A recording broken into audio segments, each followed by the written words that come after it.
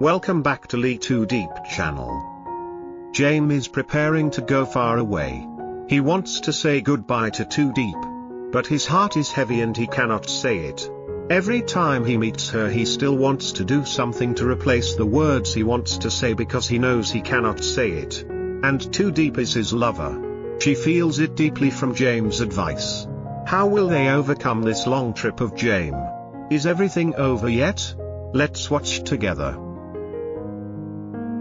The small countryside house stood quiet that late afternoon, touched by a gentle breeze.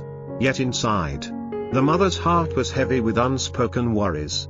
Sitting silently by the porch, she finally asked, "Have you spoken to James yet?" The reply came with hesitation, a quiet shake of the head. News had just arrived from her husband, James's father, who was struggling overseas. The two companies he had built with a lifetime of effort were on the brink of collapse. He had called with urgency. If James didn't come immediately, everything could fall apart. The mother had once hoped he would abandon those distant businesses and return home to live a peaceful life with her and their son. But he had said, "I can't. Those companies are my life's work." She sighed, knowing there was no choice left. If James can go, maybe he can help. I'll speak to him. James, a calm, responsible young man, had just finished a tense meeting at the construction company where he worked. Business had become difficult, new competitors had emerged, and clients were growing scarce. But even with all the stress, James's mind was elsewhere. He was thinking about the new house he was building for Diep, the woman he loved. With gentle excitement, he told his mother that everything was ready except for the main columns. In 2 days, they could begin construction. He had even raised the floor level of the house, just slightly, to protect Diep from any crawling creatures. Such a small touch, but so full of care. Then came the moment his mother had dreaded. She hesitated but finally told him the truth.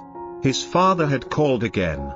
He said James had to go, immediately. The companies were in serious danger. James paused. He and his father had never been close. His father rarely asked for help, always managing everything himself. But now, for the first time, he had reached out. If he's asking me, James thought, then it must really be bad. He nodded slowly. Okay, I'll go. That evening, James returned to see Diep. The little farm cabin they often stayed in together always felt like home. Diep came back later than usual, holding a small bag of feed for the baby chicks, smiling despite the day's fatigue. James had already cooked, set the table, and prepared everything. They sat down to eat in the soft glow of the overhead light, beginning with a simple prayer of gratitude, something they always did. But Diep could sense something was wrong. James wasn't his usual self. His smile was faint, his eyes distant. She reached across the table and asked softly, "Is something bothering you?" James hesitated, then finally confessed. He told her about his father's call, about the companies abroad, about the emergency, and about his flight tomorrow morning. Diep froze. Then, her eyes glistened, but she remained calm. "You don't have to worry," she said gently. "Go take care of your family's work. However long you're gone, I'll wait for you." James felt a painful knot tighten in his chest. He was torn between his duty to his father and his love for the woman in front of him. "I'm afraid," he admitted. "Afraid I'll be gone too long. Afraid I'll lose you." But Diep took his hand and smiled through the tears. "Even if it's a month, a year, or many years, I'll still be here." She promised to take care of the farm, to carry on building the house, and to stay strong.